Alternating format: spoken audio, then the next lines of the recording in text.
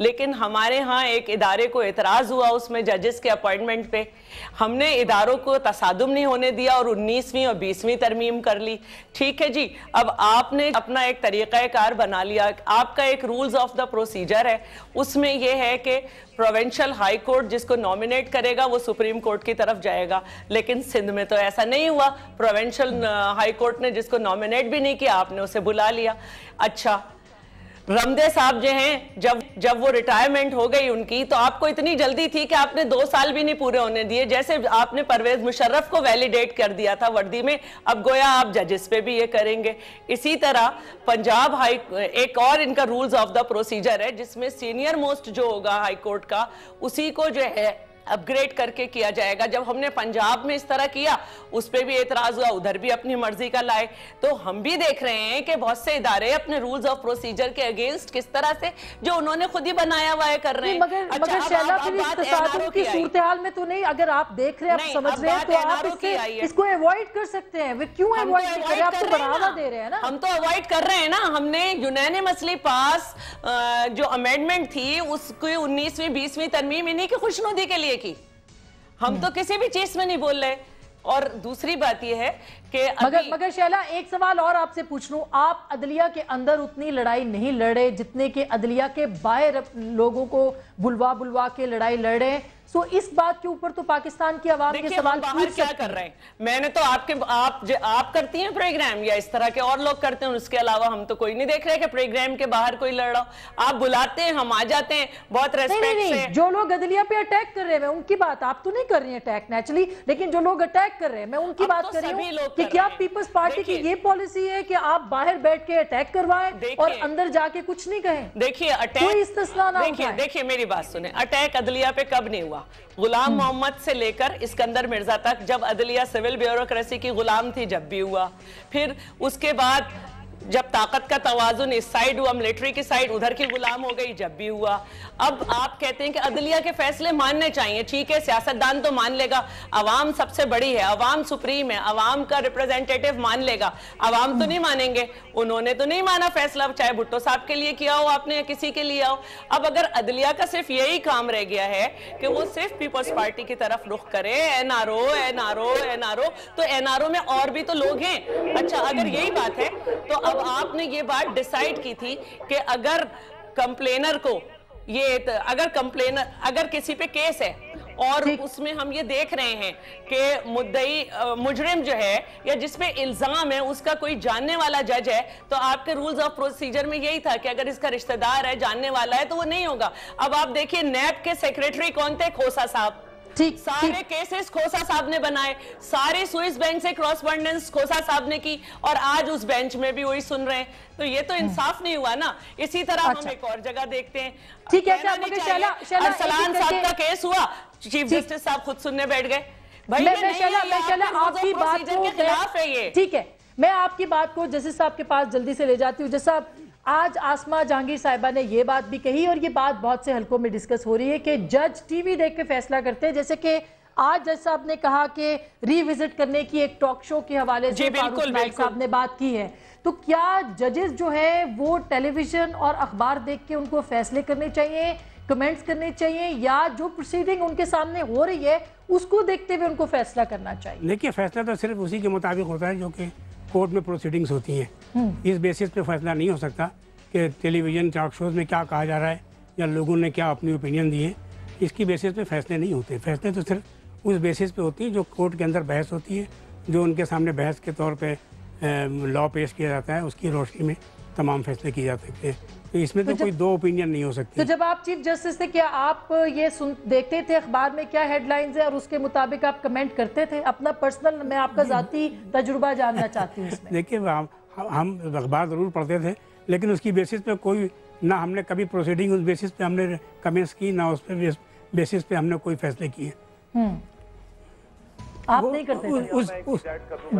جی خرم صاحب. جی میں یہ کہنا چاہتا, دیکھیں, جب ڈوگر کورٹ نے فروری 2009 میں شہباز شریف جو صوبہ پنجاب کے منتخب وزیر اعلیٰ تھے انہیں ڈسکوالیفائی کیا, اس وقت تو پیپلز پارٹی نے شادیانے بجائے کہ جی بڑا قانون کی عملداری ہو رہی ہے, بہت انصاف ہو رہا ہے, वो क्या उस वक्त जमहूरियत के मुंह पर तमाचा नहीं था कि एक सूबे के मुंतखब वज़ीर आला को कोर्ट ने डिस्क्वालीफाई कर दिया? बात तो यही कि अगर हम वाकई रूल ऑफ लॉ चलते हैं तो रूल ऑफ लॉ जो है वो सब के ऊपर इक्वली अप्लाई होगा, बराबरी होगी। और इसमें मैं फिर दोहराता हूँ कि आपके नाज़रीन को बात समझ आनी चाहिए कि खत ना लिखना वो कौन सा ऐसा पाकिस्तान के अवाम का मफाद है जो खत ना लिखने से पूरा हो रहा है? फायदा कौन सा है? जाती पर्सनलिस्ट सियासी मफाद है जिसके तहत जो है वो खत नहीं लिखा जा रहा, वरना अदरवाइज कोई रुकावट नहीं है। ठीक है, अच्छा मैं ब्रेक ले लेती हूँ। खुर्रम साहब आपकी वीडियो का भी मसला, मैं एक छोटी सी ब्रेक लेती हूँ। ब्रेक के बाद हम वापस भी आएंगे कि आखिर ये मसला ऐसा क्या है, क्या लोगों के बीच इख्तियार की जंग है और जाहिर है इर्तिका पजीर हो रहे हैं पाकिस्तान के इदारे, ये किस हद तक नुकसानदेह हो सकता है? क्या आसमा जहांगीर साहिबा का ये इल्जाम दुरुस्त है कि किसी गेम प्लान का हिस्सा लग रहा है, किसी मंसूबे का हिस्सा खुदा न खासा जुडिशरी लग रही है, या खुद हुकूमत भी इसकी जिम्मेदार है? एक छोटी सी ब्रेक लेते हैं, ब्रेक के बाद वापस आएंगे, हमारे साथ रहिएगा।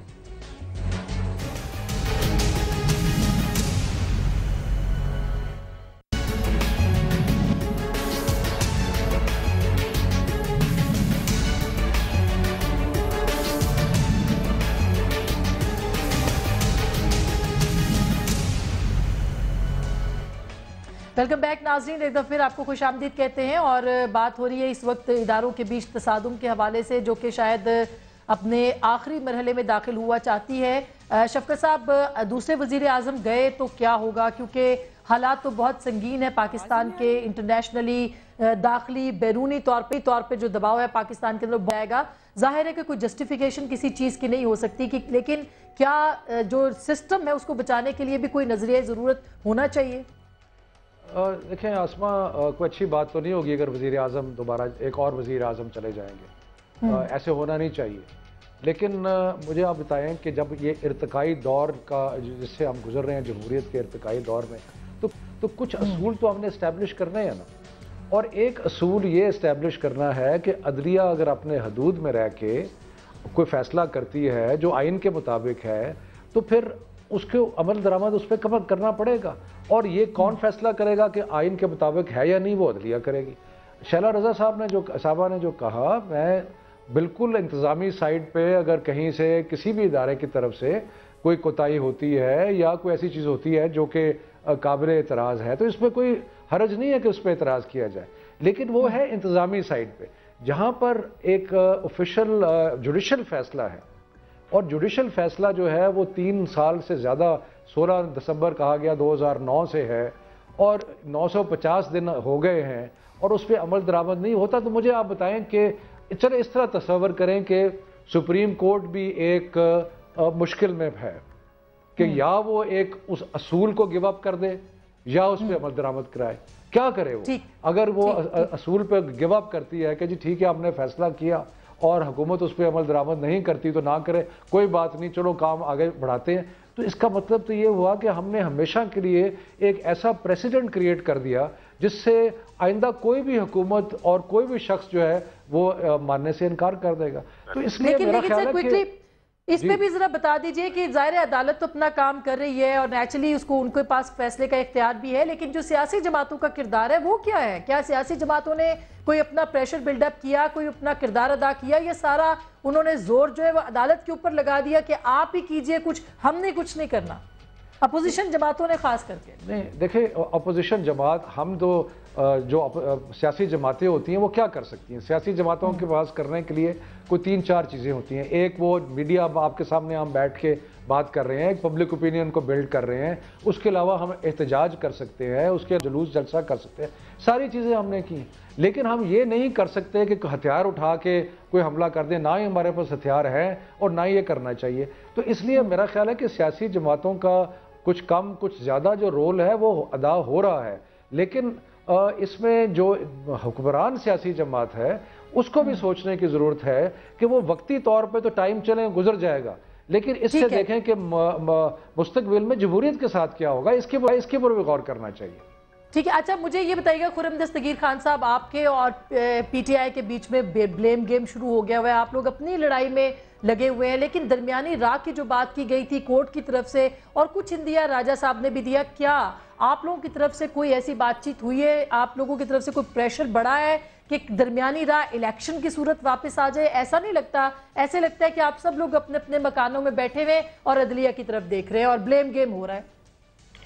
दरमियानी राह तो राह एक ही है। ये जो अब इम्पास क्रिएट हो गया है एग्जीक्यूटिव में और जुडिशरी में कि फौरी तौर पर नए इंतखाबात कराए जाए, फिर आने वाली हुकूमत पर छोड़ा जाए कि ये जो खत है, क्योंकि ये हुकूमत तो देखिए ना, जो यूसुफ रज़ा गिलानी भी और अगर अब राजा परवेज अशरफ, ये कोई पाकिस्तान के अवाम पर कुर्बान नहीं हो रहे, ये पाकिस्तान की बेहतरी पर कुर्बान नहीं हो रहे, वो अपने सदर मुमलिकत पर कुर्बान हो रहे हैं एक शख्स को बचाने के लिए। तो ये कोई कुर्बानी कोई आला इक़दार की राह में नहीं दी जा रही, ये सिर्फ एक जाती सियासी फायदे के लिए दी जा रही है। और ये जो ऐसी एक वर्थलेस सेक्रीफाइस है जिसे पाकिस्तान में जमहूरियत को भी और आइन और कानून की अमलदारी को नुकसान पहुंचा के ये हुकूमत अपने मकासद अचीव कर रही है। इसका एक ही बेहतर हल है और हम इसको ऑलरेडी मुस्लिम लीग नून इस पर हम ऑफर कर चुके हैं और इंशाल्लाह अगले चंद दिनों में इस पे सीरियस नेगोशिएशन शुरू हो जाएगी कि अगला निगरान वजीर आजम जो है वो कौन होगा, जो चारों सूबों में निगरान वज़राए आला का तकर्र वो कौन होगा, क्योंकि अब हमारी नजर में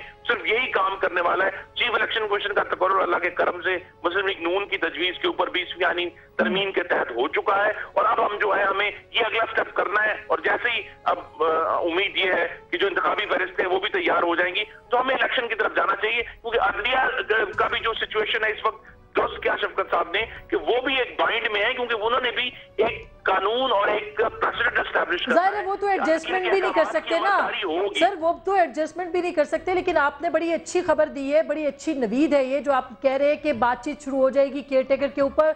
हमारी इत्तला के मुताबिक राजा साहब की और चौधरी निसार साहब की गुफ्तगू भी हुई है।